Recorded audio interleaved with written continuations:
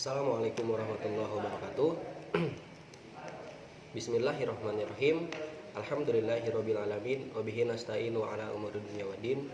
Shalatu wassalamu ala asrofil anbiya'i wal mursalin sayyidil alamin wal arabin wa ala alihi wa sahbihi ajmain amma ba'du. Awalan hayya nasykurullah azza wa jalla alladzi qad a'tainani aman katsiratan hatta nastati an najtami fi hadzal makan al mubarak insyaallah. Sanian salatan wa salaman daimaini ila habibinal kiram Muhammadin sallallahu alaihi wasallam li'annahu qad hamalana minadz zulumati ilan nur. Aywa sabal khair ayyuhat tulabah kaifa halukum jami'an tashilanhi wa tafhiman lakum antiqulu watan indonesiatan. Oke, sebelum melanjut ke materi, sebelumnya izinkan saya memperkenalkan diri. Nama saya Nur Asikin, mahasiswa Pendidikan Bahasa Arab semester 4 kelas A dengan nomor induk mahasiswa 1908 10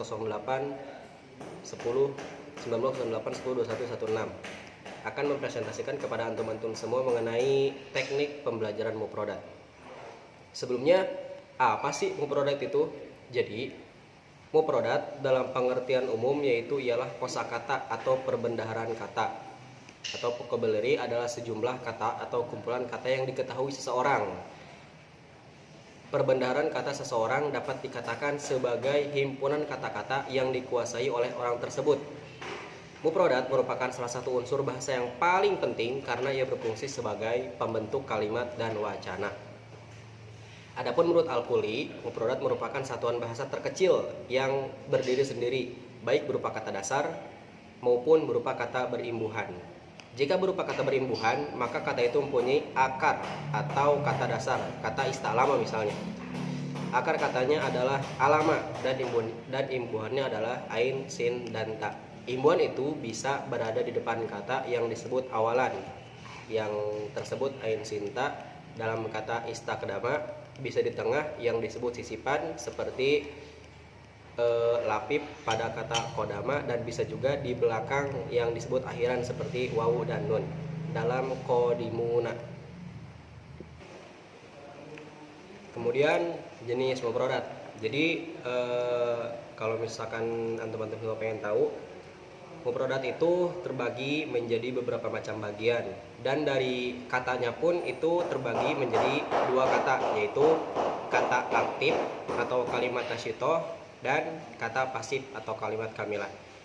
Dilihat dari sisi frekuensi kemunculan dan penggunaannya, kosakata terdiri dari dua macam, yaitu kalimat nasyitoh dan kalimat kamilah. Nah, yang dimaksud dengan kalimat nasyitoh adalah kata yang diajarkan untuk digunakan oleh siswa dalam bahasa lisan dan tulisan. Sedangkan kalimat kamilah kata yang diharapkan dapat dipahami siswa ketika mereka membaca atau mendengarnya, tetapi tidak untuk digunakan dalam berbahasa atau percakapan sehari-hari. Dalam artian kalimat nasyitoh itu ialah sebuah kata yang memang diberikan atau diajarkan oleh pengajar kepada muridnya untuk digunakan dalam kehidupan sehari-hari, seperti untuk percakapan, ya, untuk berkomunikasi satu sama lain lah, seperti itu. Tetapi adapun kalimat kamilah sama saja kata, mungkin ini lebihnya ke kata pasif ya, enggak aktif, dan jarang, hampir tidak digunakan dalam percakapan atau alat komunikasi sehari-hari. Akan tetapi kata kamilah ini diharapkan tetap dimengerti oleh murid-murid agar nantinya mereka tahu bahwasanya ini loh kata kamilah tuh, walaupun nanti nggak dipakai dalam kehidupan sehari-hari atau dalam percakapan sehari-hari, cuman setidaknya murid-murid paham mengenai kata pasif atau kata kamilah seperti itu.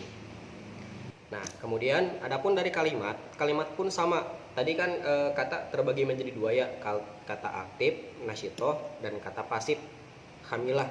Nah, adapun sekarang kalimat itu sama, terbagi menjadi dua, kalimat muhtawa dan kalimat wadhifiyah. Di sini kalimat wadhifiyah mempunyai beberapa sebutan ya, seperti halnya ada yang menyebutnya kalimat nahwiyah, ada juga yang menyebutnya kalimat khawiyah, dan bahkan ada juga yang menyebutnya kalimat tarkibiyah, seperti itu. Jadi disebut wadhifiyah karena kata tersebut di samping memiliki makna juga memiliki fungsi tertentu. Disebut hawiyah karena tidak memiliki konten sebesar kalimat muhtawa, dan disebut tarkibiyah atau nahwiyah karena membantu dalam penyusunan struktur nahwu. Jadi kan kalau teman-teman semua belajar nahu pasti kan ngedenger lah tarkib. Apa itu tarkib? Tarkib itu ialah susunan. Nah ini loh kalimat wazifiyah itu di samping namanya wazifiyah, khawiyah, nahwiyah juga tarkibiyah, karena nanti kalimat ini disusun untuk menjadi kalimat yang sempurna atau kata yang bisa atau kalimat yang bisa dipahami. Dalam bahasa nahwunya apa ya? Jumlah mufidah. Jadi kan nanti ditanyakan apa itu jumlah mufidah? Jumlah mufidah ialah alladzi yu'ti fahman kamilan, jumlah mufidah, jadi yang memberikan pemahaman yang sempurna, seperti itu. Itulah tadi mengenai pembagian kata dan kalimat. Kemudian kita sekarang beranjak ke hakikat pembelajaran mufradat. Untuk apa sih belajar mufradat itu tuh? Jadi pembelajaran mufradat itu tidak identik dengan pembelajaran bahasa itu sendiri, karena mufradat belum bisa memberikan pengertian yang jelas jika tidak dirangkai dalam kalimat yang benar, baik dari sisi gramatikalnya maupun konteksnya. Oleh karena itu perlu disadari bahwa pembelajaran mufradat bukanlah merupakan tujuan, melainkan hanya sarana untuk memahami suatu kalimat bahasa Arab secara tepat. Tidak cukup hanya mengetahui makna kosakata saja secara parsial ya. Kita harus memperhatikan integrasi dan berbagai tingkatan makna. Kalau misalkan dalam bahasa Arab disebutnya itu dalalah, kebetulan di saya matkulnya juga ada, yang terkandung dalam kalimat tersebut. Di antara tingkatan makna yang harus diperhatikan dalam memahami keutuhan makna kalimat adalah dalalah mu'jamiyah, jadi makna leksikal, kemudian dalalah sorfiyah, makna morfologis, dalalah nahwiyah, makna gramatika, dan dalalah tahmiyah, jadi makna intonasi. Selain daripada itu, jadi kan kalau misalkan kita belajar pastilah ya punya tujuannya masing-masing. Kemudian apa sih tujuan pembelajaran mufradat itu? Jadi tujuan pembelajaran mufradat itu mengenalkan kosakata baru, baik dalam teks tertulis maupun dalam wawancara lisan. Kalau misalkan teks tulis kan itu nanti sama kita dibaca, itu biasanya disebutnya qiraah. Akan tetapi kalau misalkan wawancara lisan itu kita langsung mendengar langsung mengimplementasikan dalam kehidupan sehari-hari, itu biasanya kita sebut istima kalau kayak gitu. Kemudian melatih siswa untuk melafalkan mufradat dengan baik dan benar, seperti itu. Yang ketiga, memberikan makna mufradat dengan cara yang tepat, baik makna leksikal maupun makna gramatikalnya yang sesuai dengan konteksnya. Yang keempat, melatih siswa untuk menggunakan kosakata tersebut dengan kalimat sempurna dan kontekstual. Adapun teknik pembelajaran mufradat yaitu nanti mungkin akan saya praktekkan, yaitu menyertakan benda atau barang yang dimaksud ya. Strategi ini digunakan untuk menjelaskan makna kosakata yang sekiranya bendanya ada dalam kelas atau benda-benda lain yang bisa dibawa ke kelas, seperti halnya buku, papan tulis, pulpen, atau misalkan barang-barang yang lain yang sekiranya bisa diimplementasikan untuk diajarkan menjadikan sarana mufradat, seperti itu. Kemudian gerakan, juga menggunakan gerakan ya. Ada beberapa kata, biasanya kata kerja yang penjelasannya lebih baik kata-kata kayak misalkan takalama, berbicara, jalasa, duduk, pa'ala, mengerjakan, wakopa, diam, dengan gerakan seperti kata seperti ini bisa dijelaskan dengan menggunakan gerakan tubuh, seperti halnya. Kemudian yang keempat itu ada konteks. Ada juga kata-kata yang penjelasannya memerlukan konteks atau dibuat, seperti sujaun, saumun, karomi, sama halimun dalam kalimat sempurna, seperti halnya sujaun, saya berani, misalkan gitu, seperti itu. Sujaun kan berani ya.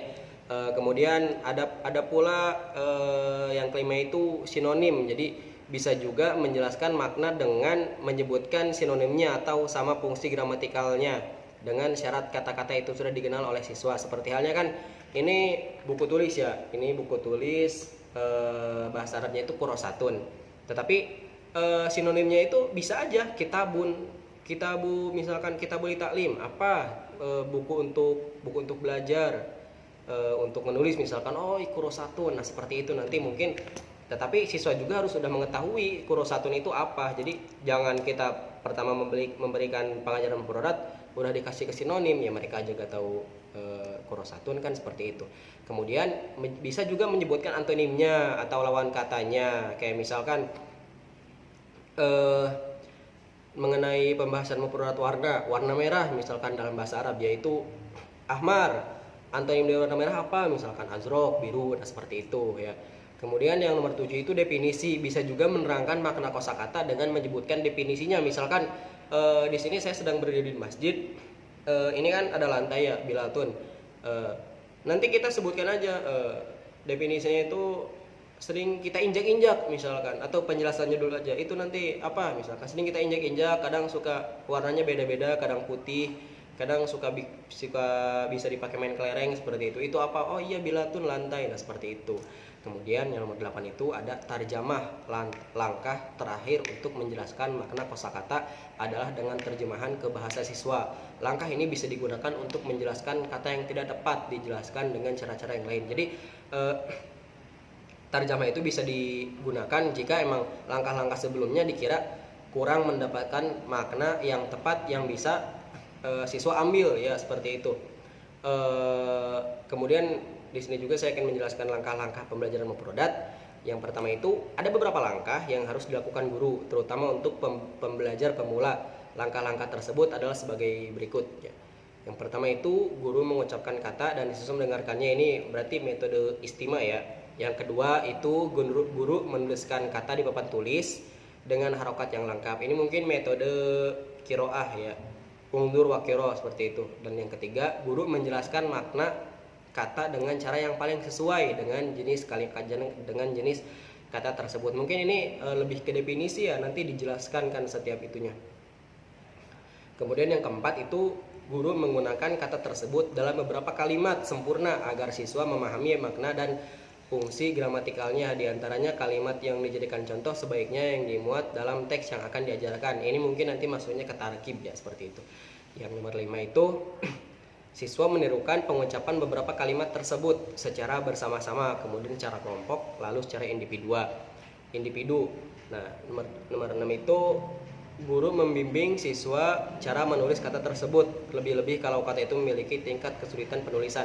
Jadi di sini guru juga istilahnya tuh mengajarkan kepada siswa bagaimana menulis kata-kata yang sekiranya siswa kurang paham dalam hal penulisan insyaiyahnya, seperti itu.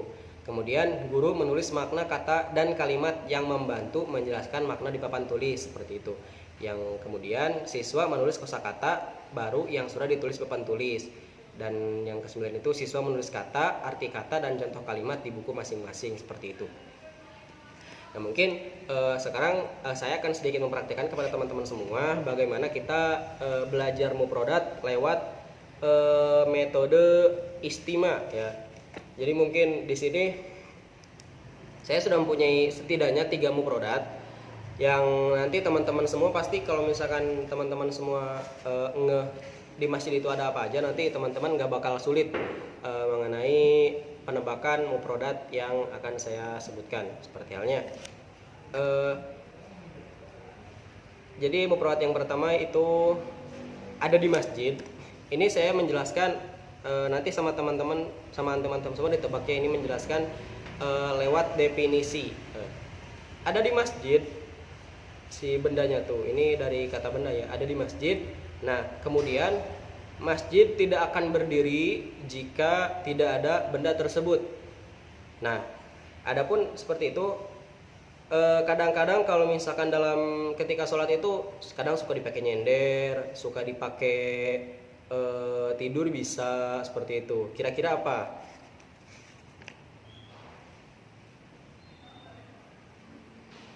Ada yang tahu? Nah, jadi yang tadi saya jelaskan itu ialah tiang ya. Dalam bahasa Arabnya yaitu imadun. Kulu jamatan, imadun.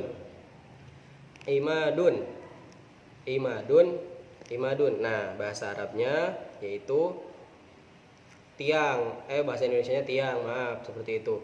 Kemudian mufradat yang kedua sama, bendanya kadang suka ada di masjid juga.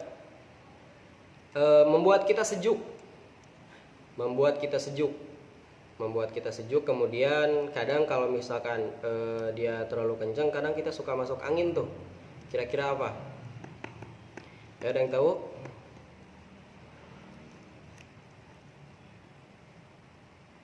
Nah, jadi yang tadi saya sebutkan itu dalam definisinya yaitu mirwahatun, atau dalam bahasa Indonesianya yaitu kipas angin. Ya.